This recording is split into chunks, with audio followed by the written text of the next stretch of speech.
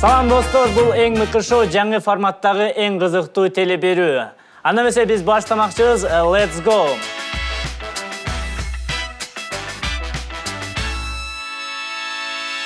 Биздин шоу башкалардан өзгөчөлөнүп, шоу бизнестин мен деген жылдыздары менин үйүмө конокко келип, чай ичип, сырлары менен бөлүшүп, бир сыйра курсагын тойгузуп, оюн ойноп, өзлөрүнүн мыкты экенин далилдеп кетмекчи. Анда эмесе бизде бүгүн конокто шоу бизнестин эрке баласы Нурлан Насип. Ассаламу алейкум. Ассаламу алейкум. Кош келипсиз. Кош келдик. Салам баарыңар. Стадион, кандайсыздар? Отастарбы, көрүп атасыздар? Шоубуздун, берүүбүздүн форматы башкача, мындай бекеринен үйүмө конокко чакырбай элем. Анткени үйдө кенен кесир отуруп дегендей сыр чечишип, бири-бирибизден кандай бир секреттерибиз болсо айтып дегендей. Анан дагы бир эреже бар. Бизге келген коноктор өзүн үйдөгүдөй сезиш үчүн үйдөгүдөй кийиниш керек. Биз билебиз, сен бираз артисттерде кийинип алыпсың. Артистсиң деп койсуң. Артистпиз да. Биз атайын кийим даярдап койгонбуз. Сага ошол кийимди кийип кел, андан кийин биз интервьюбузду улантмакчыбыз. Азыр келем, стадион күтүп туруңуздар. Ана эмесе достор, дагы жолу тосуп алыңыздар. Биздин кийинки коногубуз шаардагы бардык официанттарды тааныйт, анткени алар күндө кечинде тойдо кезигишет. Асель Кадырбекованын момпоськасы, учу-пучусу, кучу-пучу-пучучу, аябай татына кайырчы биздин шоу бизнестин эрке баласы деп айткандай эле Нурлан Насип конокто достор. Ассаламу алейкум.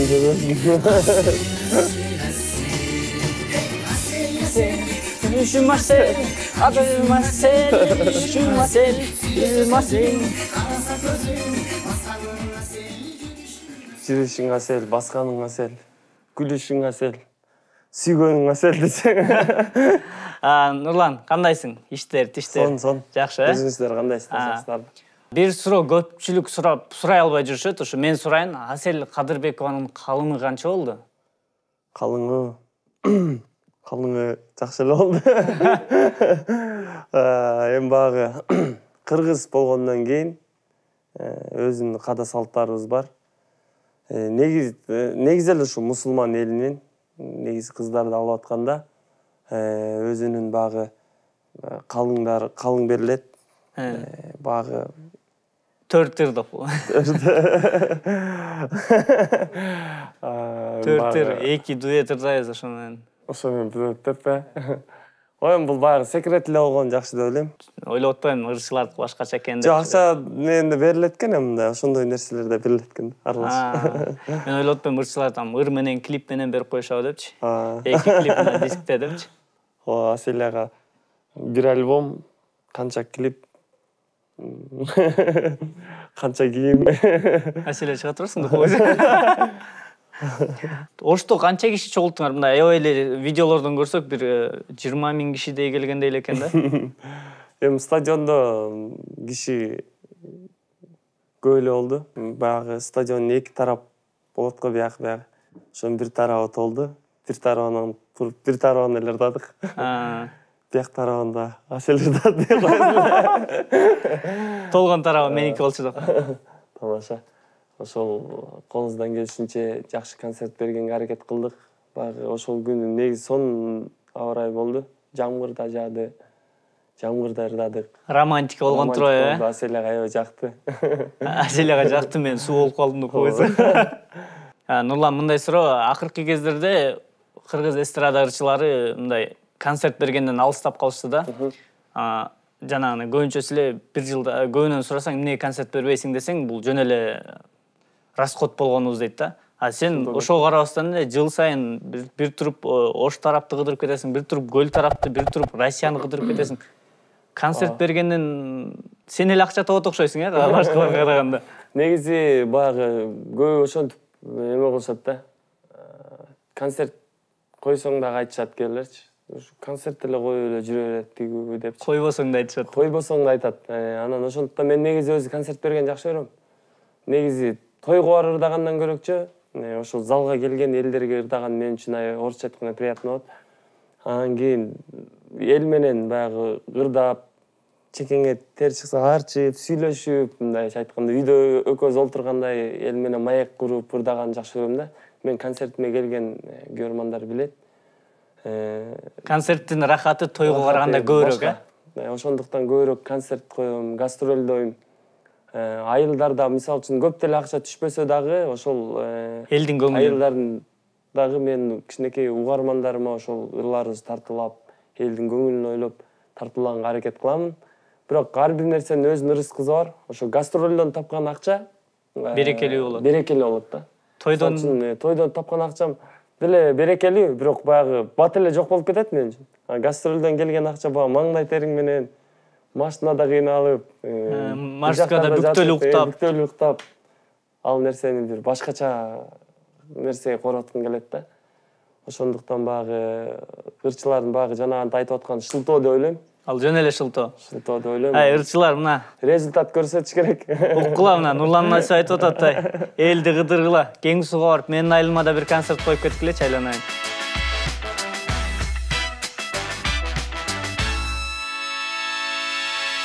Нурлан, негизи музыканы кандай угасың? Машинада угасыңбы же чоң колонкага коюп аласыңбы же наушник менен көп угасыңбы? Өзүм студиям бар жазган жерде ошол жактан угам. Катуураак айтса болот, өзүм студиям бар дегендичи азыр. Өзүм студиям бар деп кандай. Өзүм кыйраткан деле студиям жок. Менин неме шлёпкам бар деген деле айтып атпайсыңбы? Өзүмдүн студиям бар. Келгиле, жазам, ыр жазам депчи мындай. Ошол жакта негизи ыр жазам, анан кийин өзү деле чарчап каласың. Анан кийин машинада айдап кетип атканда радиодон ырларды угам. Биз азыр бир оюн ойнойлу деп атабыз. Наушникти кулакка тагабыз. Алмак салмак. Мен тагынганда сен кандай бир сөздөрдү айтасың, мен ошо эриндерин кыймылдашы боюнча кайсы сөз экенин табышым керек. Кимибиз көбүрөөк сөз тапсак, ошонубуз бул оюнда кыйын болуп чыгабыз да.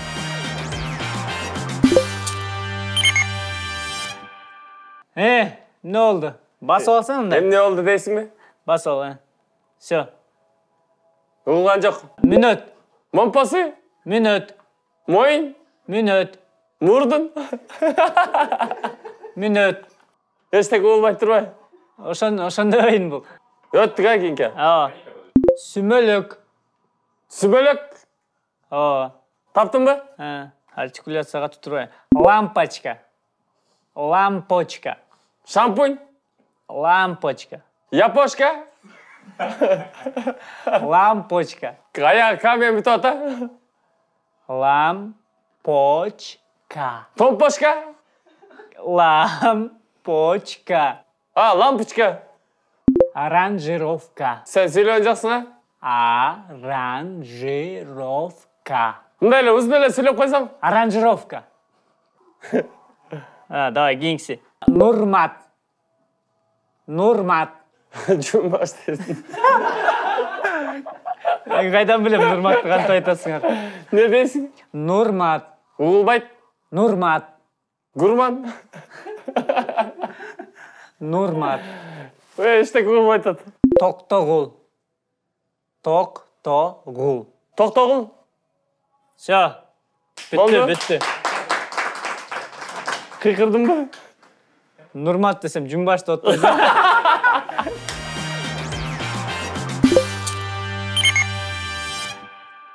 Угулуп атабы? Жок. Не жок? Баштадыкпы? Баштадык. Баштадыкпы? Мыкысыңбы? Баштадыкпы дейм. Сөз. Баштадыкпы дейм.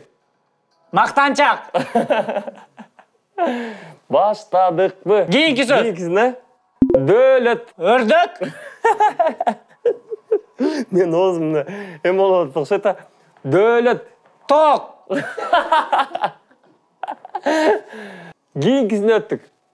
Келечек. Кийинки сөз. Келечек. Келечек. Аттиш. Балдар. Бала. Балдар. Балдак. Балдар. Балдан. Балдар. Балдар. Молодец. Чагылган. Тактай. Чагылган мен тактайдын кандай теши? Таңдай. Чокуң. Чокуң. Шашылыш. Жакшы. Шашылыш. Шашылыш. Азамат болду.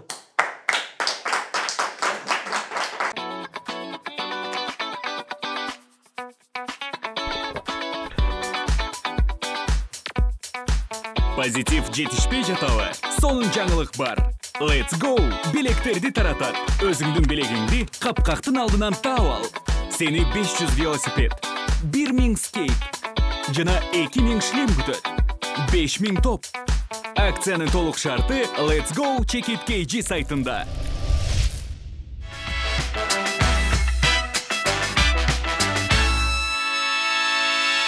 Гастролдоп жүрөсүң, тойлордордайсың, эң чоң алган гонорарың канча болду эле? Жанат ресурс бар го түстүдө. Ошол жерге бир Казакстандан келип эс алып аткандар чакырган. Ошо казак бир туугандар экен, сенин чыгармачылыгыңды абдан сыйлайт экен депчи.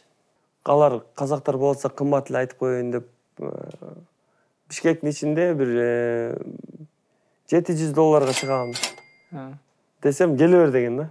Анан кийин барсам эки эле адам эс алып атыптыр да. Эки эле киши чоң эме жазып ушундай эс алып тамак жеп, ырчыларды ырдатып, ушинтип эме болуп атыптыр да. Ошондон менде аябай башкача ощущение болгондо баягы экзаменде туруп ырдайсың го. Мен тура эле келдимби, адашкан жокмун деп. Астында биринчи этажда охраналар тосуп алды бизди. Анан эми бияка кандай ырдаш керек? Быстрее ырдап берсем дедим. Музыканы дагы өтө катуу эмес. Мындай акырыныраак кылып, ушундай тамак ичип, музыка угуп, аябай серьезный адамдар экен. Анан кийин ырдадым да акчамды алдым, кетип калдым. Мындай эмеге берди, ыраазычылыгын айтышты. Бүткөндөн кийин экөө менен учураштым да кетип калдым. Ушундай дагы кызыктай кандайдыр бир тойдо болобу же кандайдыр бир корпораттарда ушундай ырдаган күндөр болду эле, башка дагы эсте калган ушундай. Салкын жай менен Салкын төр деген ресторан бар. Экөө окшош эле. Экөө окшош кетет, бирок экөөнү багы клиенттер алмаштырып көп айтып алат да. Бизди тамадалар менен күнүгө иштегендиктен тойлор көбүрөөк ала аласың жерде. Чуркап келгенде байке чыгарып бересиңби дейт. Алар дагы багы өзүнүн убактысыз болуп калганда, "Той Нурик, азыр сенсиң, даярданып тур" дейт. Той өзүнө чейин айтканча эле флешканы берип эле чыгып кетип каласың. Ырдап бүткөндөн кийин көрсө башка эле той кырдып алган болосуң. Подарок болот аларга. Ушундай учурлар көп болуп калат. Актерлук чеберчилигиңди текшерели деп, азыр бизде оюн болот, кайтала деген оюн. Биздин экранда кандайдыр бир адамдардын кыйшайган сүрөттөрү чыгат. Ошолорду экөөбүз алмак-салмак кайталап турабыз. Давай, Нурлан, сен баштанда. Кантип?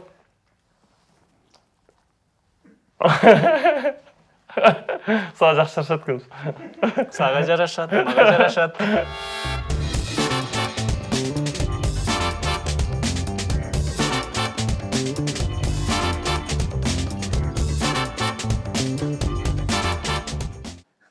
Азыр экрандачы биздин берүү болуп атат да, кээ бирөө каналдарда отуруп атат, жаңы эле бизге которсо экөөбүз тең отурабыз.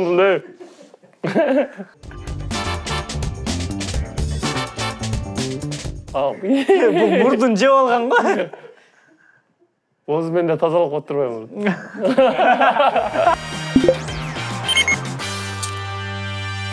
Социалдык тармактарда видео аябай тарап жүрөт, ар кандай пабликтерде жүрөт дегендей. Нурлан Насип бутуна педикюр кылдырып аткан видео. Не глотался.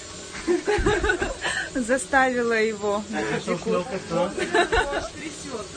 Ошол видео жөнүндө түшүндүрсөң, бул эмне болгон Ага видео? селе күнөөлүү. Негизи өмүрү андай нерсеге педикюр, маникюр дегенге барып көргөн эмесмин. Эми багы тырмактарым башында мындай эттин ичине өзүп кетип, Кайрылуу ишек. Ошону Аселеге айтсам, как раз ошону мындай кирип, эме кылып койсоң, ичине кирип тазалап берген адамдар.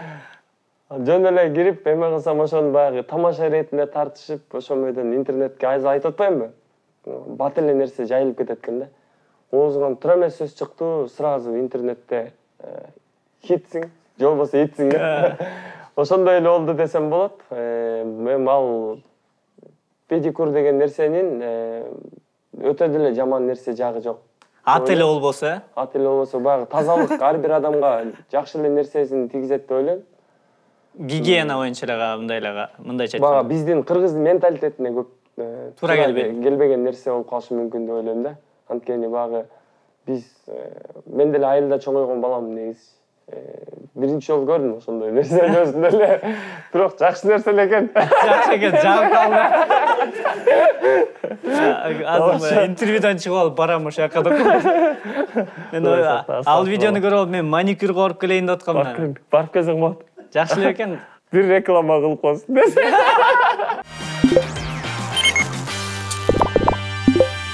Нурлан Насип Асель Кадырбекованы канчалык жакшы билет экенин текшермекчибиз. Мен Асель Кадырбекованын ырларынан кандайдыр бир сапты окуйм. Бул Асель Кадырбекованын ырыбы же Аселдин ыры эмеспи, ошону табышыңыз керек. Эгер туура эмес таап калсаң, мындай ток менен даярбыз, Даярбыз. Роза гүлүн үзүп бердиң. Роза гүлүн үзүп бердиң. Аселдин ыры эмес? Точно, Точно. Туура, бул Аселдин ыры эмес. А менин сүйүм жүрөт кечигип, жүрөк жарылганына карабастан. Бул жаз дегендери. А менин сүйүм жүрөт кечигип деген. Ая. Бул эми эски ыр да. Жакшы. Тарынамын башканы жаным десең. Тарынамын башканы жаным десең. Башканы жаным дегендер бар го. Аселян. Аселян ыры бул. Аселян ыры эмес бул. Башканын ыры бар. Башканын ыры. Аселян ырында мындай саптар жок экен. Анда эмесе эң акыркы ыр. Бардыгынан жакыныраак көрүнүп. Бардыгынан жакыныраак көрүнүп. Бул менин ырым эмеспи? Ырлар көп баш адашат деп кой. Бардыгынан жакыныраак Аселянкы? Башкаба? Бул Аселянкы эмес, бул ыр деген бул өзүңүздүн ырыңыз. Ошо менин Айжамал деген ыр. Бардыгынан жакыныраак көрүнүп деген. Ошо менин ырым экен да. Ошо менин ырым эмес дедим. Аябай жакшы жооп бердиңиз. Бир гана жолу туура эмес табылды. Коноктор топтолуп, ыр бийлеп коштолуп. Сөздөрүнө караганда Аселяныкындай да. Асель Кадырбекова. Ошол ба? Ооба. Кандай экен өзү? Экинчи ра? Кош бол эми көрүп бүттүм анык жүзүңдү. Аселян ыры. Кайсыл ыры? Эми атын билбейм. Бирок ыр саптары Аселянкы. Азаматсыз. Көрбөй калсам мен сени алыс кетпе. Көрбөй калсам мен сени алыс алыс кетпе. кетпе. Аселянкы эмес. Ох, Кимдики экен? Аселянкы экен бул саптар. Анда эмесе кийинки сап. Кош келген Бишкекке дегенчи. Бул Баястандагы. Кош келген Бишкекке. Ошондук экен. Сен дегенде өчпөгөн ысык жалынды.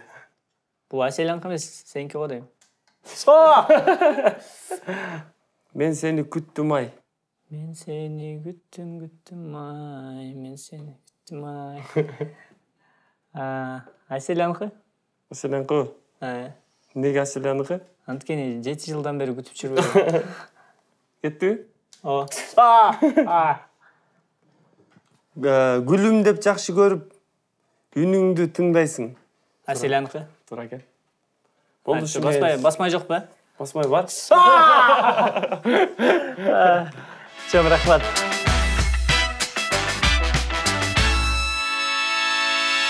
Казак ырчылары сенин ырларыңды аябай эле көп которушат. Ошол ырларыңды кандай алышат алар? Же ортодо мындай сүйлөшүп келип сатып алышабы, же мындай эле сурабай эле алып алышабы? Ар кандай. Сурагандар бар, сурабагандар бар.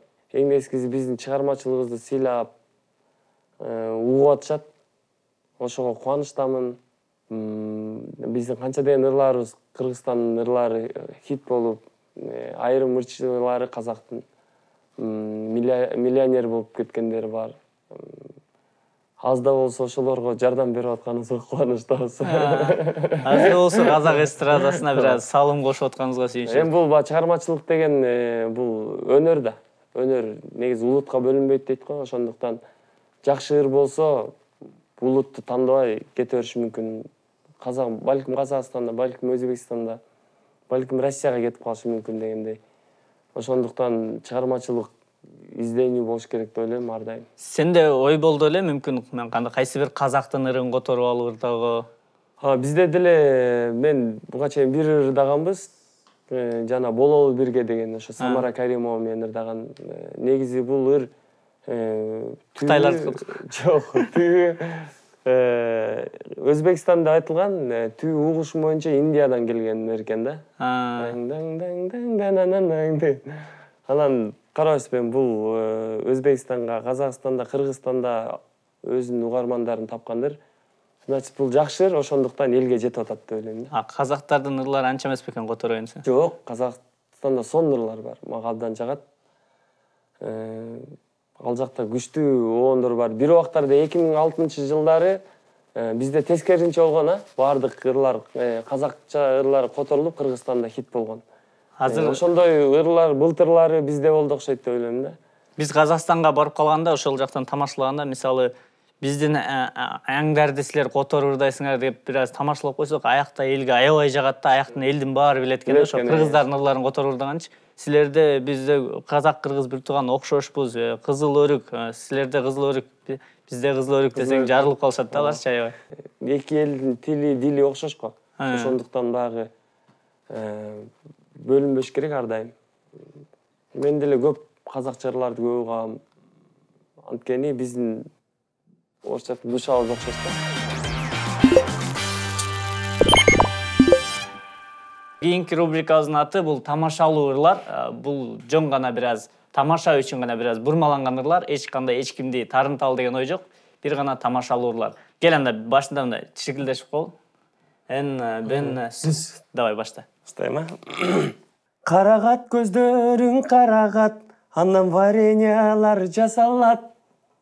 Нурламдачы өзүрдү отот го мага келип. Апасы боксер баланын ыры. Апам чапкан, атам агып калган. Ошондо үнүм жок үчүн көрүп койду. Ош Бишкек жолунда айдаганым Стефагон.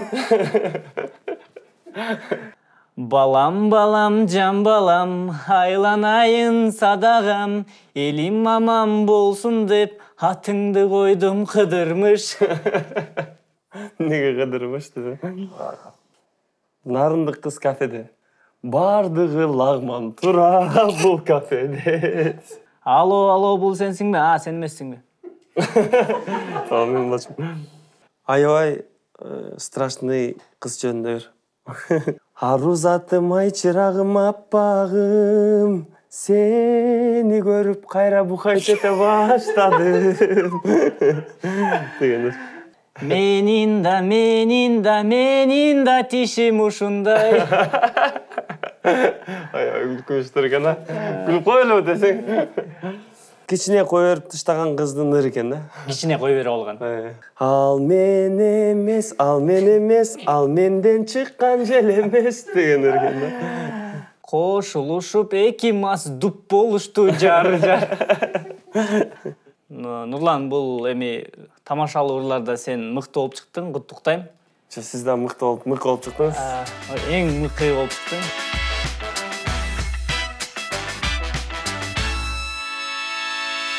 Алдыга койгон пландарыңар кандай? Балайын каякта өткөрөлү деп атасыздар? Балайын Баткенден.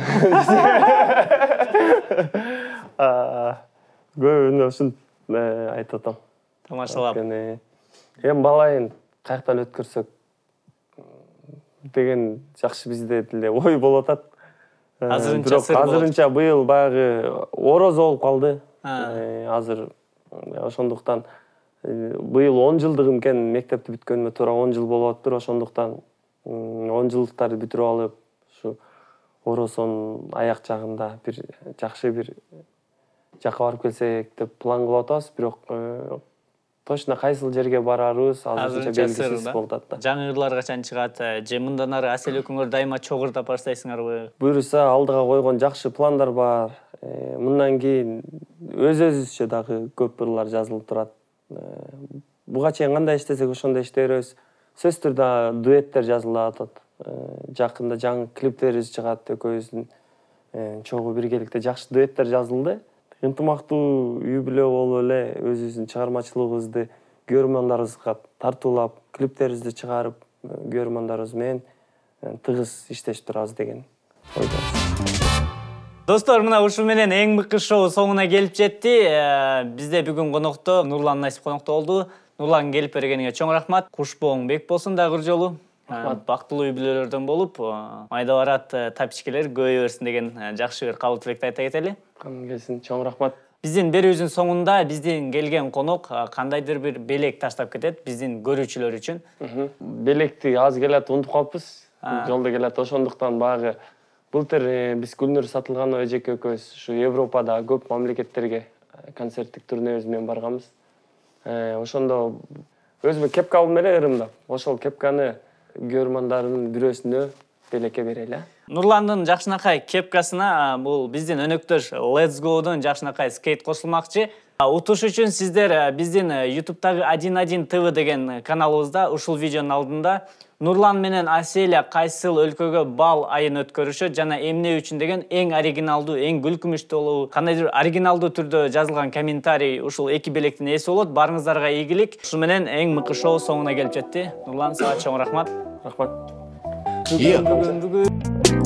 Мыкты эң мыкты шоу, эң мыкты шоу, мыкты эң мыкты шоу, шаң менен өтүп жашоо, мыкты эң мыкты шоу, эң мыкты шоу, мыкты эң мыкты шоу, шаң менен өтүп жашоо. Биздин конок болуп кет, мыкты курт суроолоруң бер, сырдашалы жылуу маек куруп жазып жер. Биздин конок болуп көр, сүйүнө жан дүйнөң өзү, бизде жалгыз чындык сөз, жалганды өзүңдөн бөл. Мыкты эң мыкты шоу, эң мыкты шоу, шаң менен өтө жашоо, бал менен өтө жашоо. Чын жүрөктөн сырдашуулар бирге жетет виз ашууга, кызыктуу дүйнөгө кирип келген конок сырдашууда.